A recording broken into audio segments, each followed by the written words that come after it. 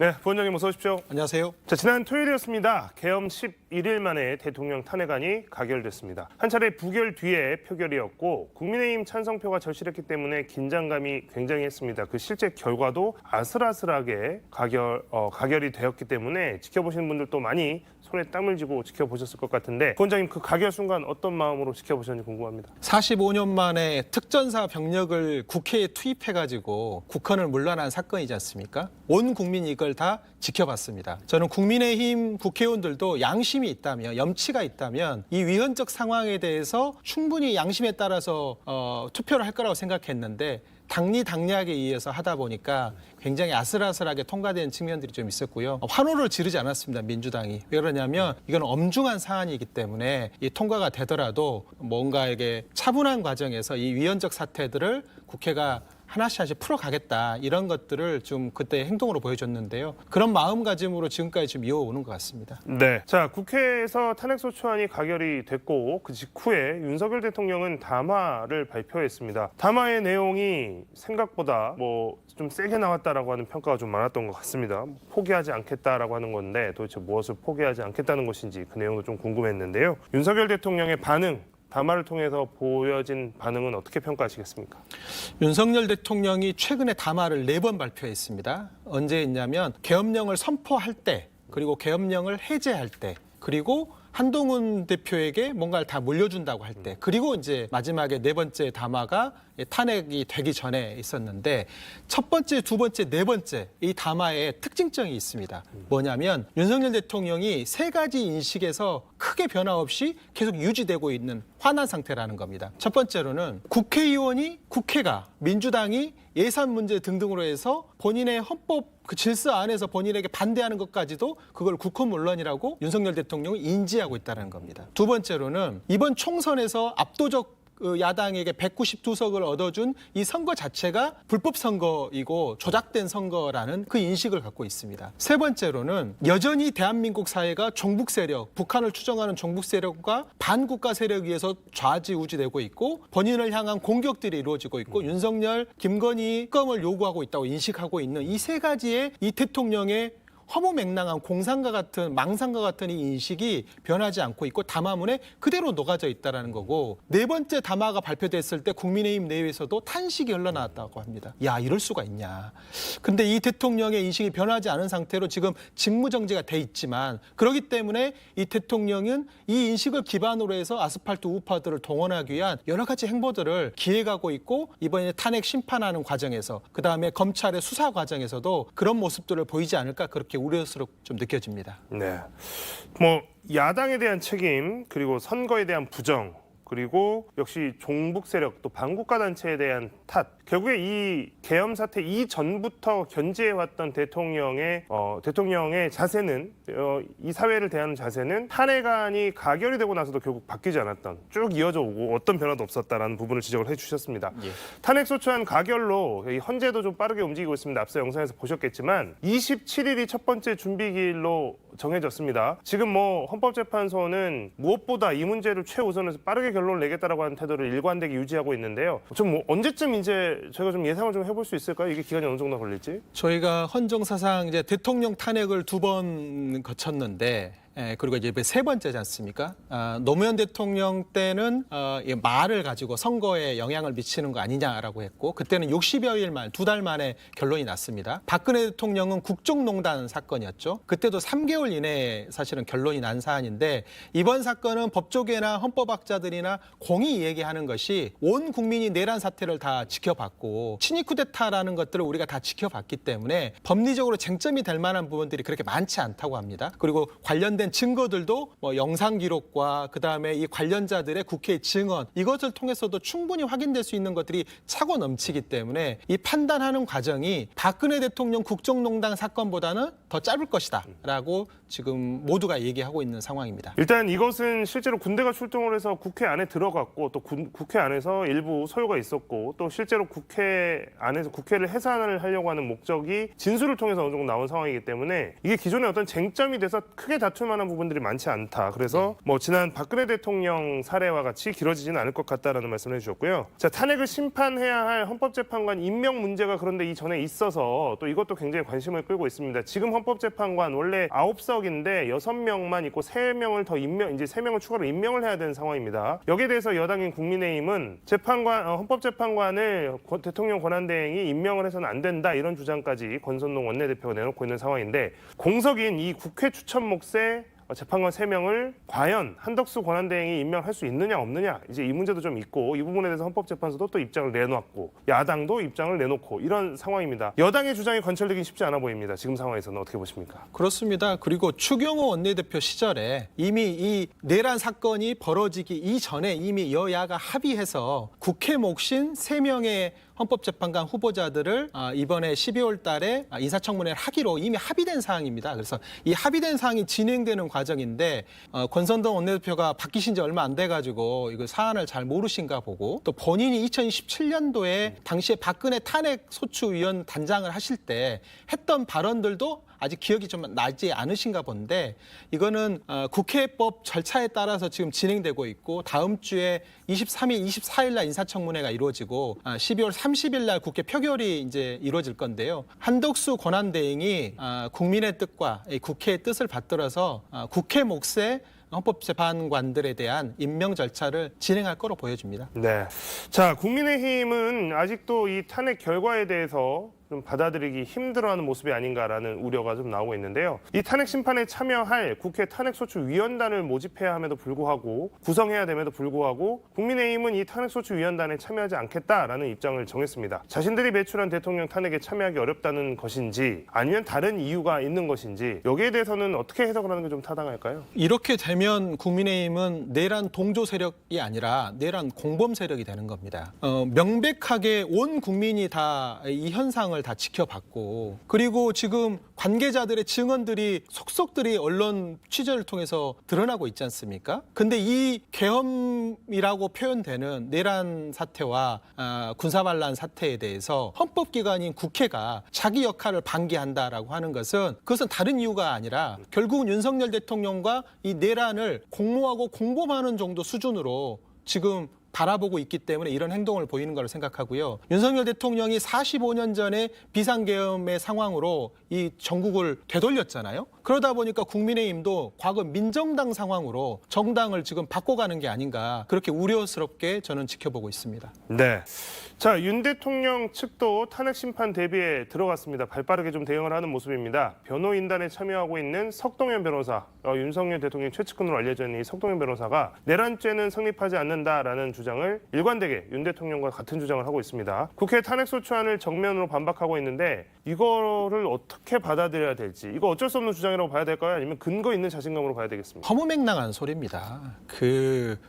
내란이 아니라 소란이었다고 표현하잖아요. 세상에 예산을 삭감했다고 군 병력 그것도 대한민국 최정의 대테러 부대를 투입시키고 거기다 실탄을 쥐어주고 그리고 국회의원들을 끌어내리려고 하고 헌정 질서를 문란하게 만드는 이 사안을 놓고 이걸 소란으로 바라보고 대통령의 일종의 어떤 고유한 권한으로 바라본다라는 게 너무 인식이 놀랍고 해리스 전 미국 주한미 대사가 이렇게 얘기했습니다. 예산 문제를 가지고 국회 유리창을 깨고 투입됐다고 한 다음에 미국의 유리창은 남아나지 않았을 것이다. 미국은 실제로 셧다운도 되거든요. 근데 그런 걸 비춰보면 지금 대통령과 대통령 주변에 있는 분들의 인식, 국민의힘의 다수파들의 인식이 얼마나 시대와 동떨어져 있고 위헌위법적 상황에 대해서 이렇게 민감성이 떨어지느냐를 보여주는 그런 대표적인 어떤 사례가 되지 않을까 생각합니다. 자, 대통령실 또 국민의힘은 어쨌든 탄핵 심판에 대한 시간 끌기를 좀 하는 것으로 보입니다. 그리고 시간을 최대한 오래 끌려고 하는데 여기에는 이재명 민주당 대표에게 이른바 사법 리스크라고 하는 그 리스크를 최대한 활용해보겠다라고 하는 계산도 있는 것 같습니다.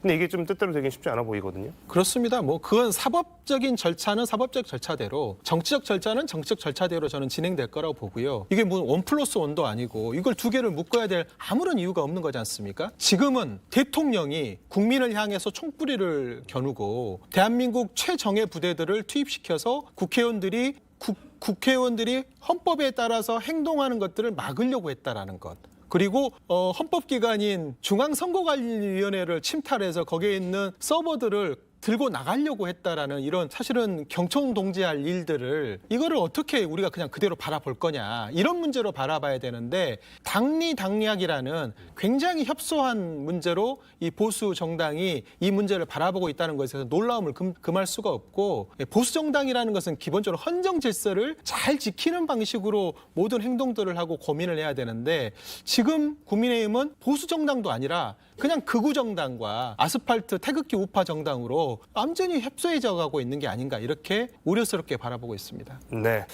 자, 대통령 탄핵소추 가결까지 2주 정도 시간이 걸렸습니다. 비상계엄과 내란과 관련된 수사가 빠르게 진행되고 있는데 오늘은 그동안 내란죄 수사권 문제 또 중복 수사 비판을 받아왔던 검찰이 윤 대통령과 이상민 전 행안부 장관에 대한 사건 수사를 공수처로 이첩하기로 협의를 했습니다. 그동안 뭐 군 검찰 그리고 검찰, 공수처, 그다음에 국가수사본부 뭐 이렇게 해서 굉장히 많은 수사기관들이 서로 각자 수사를 하다 보니까 이거 자칫 잘못하다가 골든타임 놓치는 거 아니냐 혹은 나중에 재판에 가서 중요한 증거들이 증거로 인정받지 못하는 거 아니냐 별의별 걱정들이 다 나왔었는데 어쨌든 좀 일단락이 되는 모습입니다.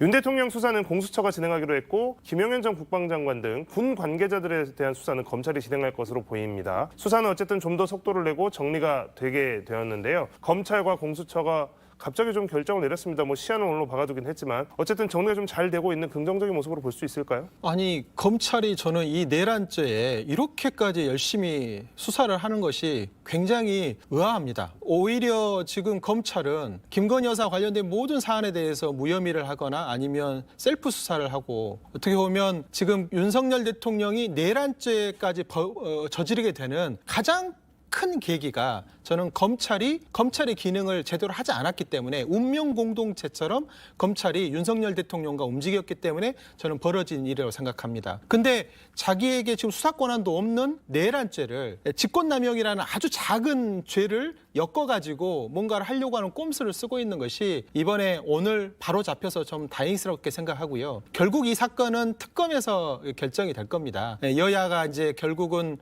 합의를 해서 물론 뭐 국민의힘 다수파가 동의하지는 않았지만 결국은 특검안이 통과가 됐고 이제 정부로 넘어간 상태지 않습니까? 저는 한덕수 권한대행이 이 특검 내란죄와 관련된 특검에 대해서 거부권 행사하기가 어려울 거라고 생각합니다. 빨리 검사 추천들을 받아들일 거라고 생각하고 그 전까지 남은 기간 동안 그냥 가만히 손 놓고 있을 게 아니라 국가수사본부를 비롯한 공조수사본부에서 할 수 있는 모든 어떤 수단을 동원해서 증거물을 확보해야 되는데 지금 대통령실과 경호처에서 지금 이 수사를 방해하고 있어요. 대통령도 이 수사에 적극적으로 응하지 않고 있고 검찰총장 출신임에도 불구하고 일종의 법꾸라지처럼 이 법을 피해가려고 좀 하고 있거든요. 특검을 거부한 자가 법인이다. 대통령이 했던 말입니다. 이 수사를 거부하는 자, 그 자가 이 내란의 수괴이고 범죄자의 공범이다. 저는 그렇게 생각하고 이 문제는 빠른 시간 내에 정리될 거라고 생각합니다. 방금 이제 부원장님 지적을 해주셨지만 지금 이제 수사는 어느 기관에서 좀 중심으로 할 것인가 이제 이런 부분 좀 정리가 됐습니다만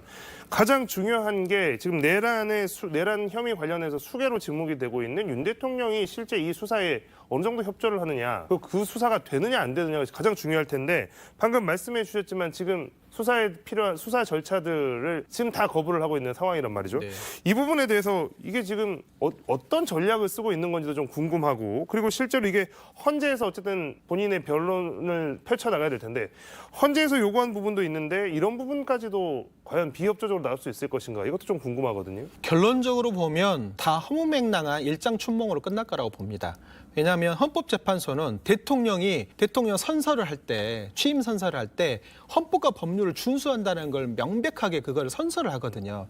그 지금 대통령이 하시는 모습은 헌법과 법률을 준수한다라는 그런 대통령 선서 당시의 모습이 아니에요. 그리고 대통령이 법 절차를 지금 위반하고 본인이 해태하고 있는 모습을 보여주면서 결국 그게 헌법재판관들이 우리 대통령이 내란을 선동하고 내란을 주동한 것뿐만이 아니라 일상적인 법 집행 과정에서도 헌법과 법률을 준수할 지금 모습을 보여주지 않고 있구나. 이런 것들은 결국은 탄핵 심판의 과정에 만장일치로 대통령을 파면하는 과정에 저는 하나하나 지금 벽돌을 쌓고 있다 이렇게 생각합니다.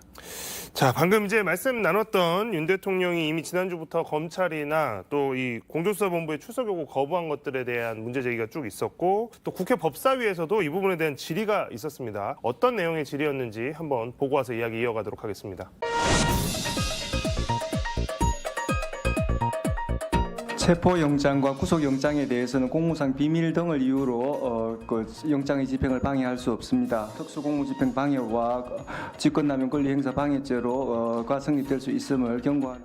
네, 공수처장 좀 강력한 의지를 밝혔습니다. 실제 이제 공수처 이제 수사 기관도 좀 정리가 됐고 실제 수사에 이전과 좀 다르게 속도가 날 수 있을 거라고 보십니까? 이제는 마지막 단계에 와 있다고 봅니다. 마지막 단계라는 건 다른 게 아니고 윤석열 대통령이 등판할 수밖에 없는 상황에 이제 이르렀고요. 오늘 공수처에서 이제 수사를 대검에서 이제 이첩을 받았기 때문에 소환 조사를 강제로 하기 위한 절차에 돌입할 거라고 보여집니다. 윤석열 대통령의 결국은 전략은 본인이 피해자인 것처럼 지지자들에게 시그널을 보내서 본인이 핍박받고 있는 모습으로 계속 메시지를 보내고 그게 정치적인 항쟁의 모습으로 지금 나아가려고 하고 있는데 이게 2021년도에 트럼프 대통령이 당시 바이든 대통령에게 선거에서 지고 나서 지지자를 동원해가지고 연방의회에 난입하게 하는 사건들이 있었지 않습니까? 지금 그런 상황으로 상황을 만들어가려고 하는 것이고 그래서 민주당에서는 내란이 지금 끝난 게 아니다. 내란은 진행 중이다. 그리고 이 내란의 과정을 빨리 재단하지 않으면 또 다른 제3의 사의 어떤 행동들로 인해서 대한민국이 굉장히 혼란스럽게 지금 나아갈 수 있다고 판단하고 있기 때문에 지금 대통령의 강제 수사들이 곧 돌입할 거로 생각합니다. 네. 자, 계엄 시국 또 이어지는 탄핵 정국 이 상황에서 각 정당들로 저마다 분주한 모습입니다. 먼저 민주당 상황에 대해서 좀 이야기를 들어봐야 되겠습니다. 민주당은 다른 야당들과 협력해서 결국에 탄핵안 가결을 성공시켰습니다. 또 수사와 별개로 비상계엄과 내란 관련해서 국회 조사에도 지금 힘을 쏟고 있는 모습인데요. 자, 탄핵안 가결 이후에 지금 당내 분위기는 좀 어떤지 궁금합니다. 우선은 명명백백히 밝혀야 될 내용이 너무 많습니다. 이 비상계엄을 군사 쿠데타를 언제부터 모의하기 시작했는지 어느 단위까지 이거를 공모를 했는지 그렇게 하기 위해서 어떤 일들을 벌였는지를 지금 우리는 알지 못하지 않습니까? 다만 12월 3일 한 10시 29분부터 시작을 해서 그 다음날 새벽까지의 상황만 우리는 화면으로 봤을 뿐이고 과연 이 행위를 하기 위해서 얼마나 많은 사람들이 얼마나 오랜 기간 공모를 했고 거기에 어느 부처에 어느 단위까지 이게 퍼져 있는지를 알 수가 없기 때문에 민주당에서는 수사와 별개로 국정조사 요구안을 12월 12일 날 제출했고요. 20일까지 12월 20일까지 국회의장이 각 정당에게 20명 규모로 꾸려질 이 국정조사의 특위에 참여할 인원들을 추천해달라고 요구를 했습니다. 그리고 국민의힘이 추천을 하지 않는다고 한다면 그러면 20명은 야당을 중심으로 꾸려서 이달 말이면 국정조사가 시작될 거로 보여주는데 이 국정조사는 굉장히 중요합니다. 왜냐하면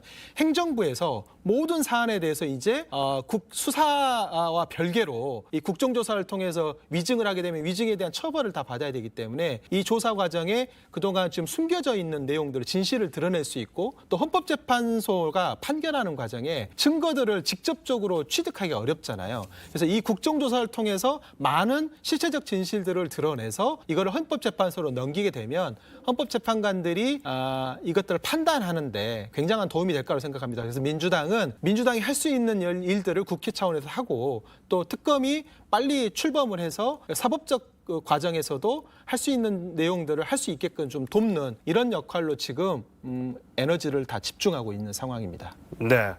자, 국민의힘 이야기도 여쭤보지 않을 수가 없는데요. 이게 당 지도부가 어쨌든 붕괴가 됐습니다. 이건 지도부가 붕괴되는 과정도 좀 정상적인 절차라고 보긴 좀 어려웠을 것 같고요. 거기에 대한 후폭풍도 좀 있는 것 같습니다. 당 내에 약 20% 정도 되는 그러니까 탄핵 반대에 표를 찍지 않았던 의원들이 여전히 있는 데다가 한동훈 당대표가 사실상 쫓겨나게 된 이후에도 또 탈당하는 움직임도 좀 있었고 여러모로 시끄러운데 국민의힘의 상황은 어떻게 보고 계신지도 궁금합니다. 지금 이른바 이 내란 사태에 공범들이 이 당권을 쥐었습니다. 근데 이게 오래 갈 거라고 생각하지 않습니다. 결국은 헌법재판소에서 결국은 윤석열 대통령의 탄핵이 이루어지게 되면 국민의힘은 간판을 내려야 될 겁니다. 탄핵 동조 정당이 아니라 탄핵 공범 정당이 되는 것이고 그 과정에 탄핵을 결국은 이 계엄을 동조하는 세력이 되는 거기 때문에 이 탄핵에 결국은 나섰던 한 23명 정도 되는 혹은 간접적으로 동조했던 이 정도의 규모의 사람들이 결국은 국민의힘의 보수를 재구성하는 과정에 새로운 역할을 할 거라고 생각하고요. 윤석열 대통령이 보수의 대통령으로 보기가 좀 어렵잖아요. 이건 좀 굉장히 특이한 상황이고 도대체 근데 보수의 가치가 뭔지를 모르겠어요. 이 헌법 질서를 유린하고 이것들을 파괴하려고 했던 이 대통령을 저렇게 붙잡고 마치 이재명 대표나 민주당이 정권을 잡으면 세상이 절단 날 것처럼 저렇게 하고 있는데 저거는 보수의 모습이 아니거든요. 그래서 보수가 건강하게 태어나는 과정들을 윤석열 탄핵과 더불어서 결국은 새로운 흐름들이 만들어지지 않을까 생각하는데 지금은 앙시앙 레짐에 거의 끝단에 와 있는 그래서 불꽃이 굉장히 화려하게 보이지만 저거는 꺼져가는 불꽃이 마지막 용트림을 하고 있는 거다 이렇게 생각합니다. 결국 혼란스러운 국민의힘 지금 뭐 정리가 되는 모습처럼 보이기도 하지만 결국 헌법재판소의 판단 이후에 또 한 번의 큰 변곡점을 맞게 될 것이다 이렇게 분석을 해주셨네요. 자, 오늘 최용선 부원장과의 이야기는 여기까지 듣도록 하겠습니다. 부원장님 오늘 고맙습니다. 감사합니다.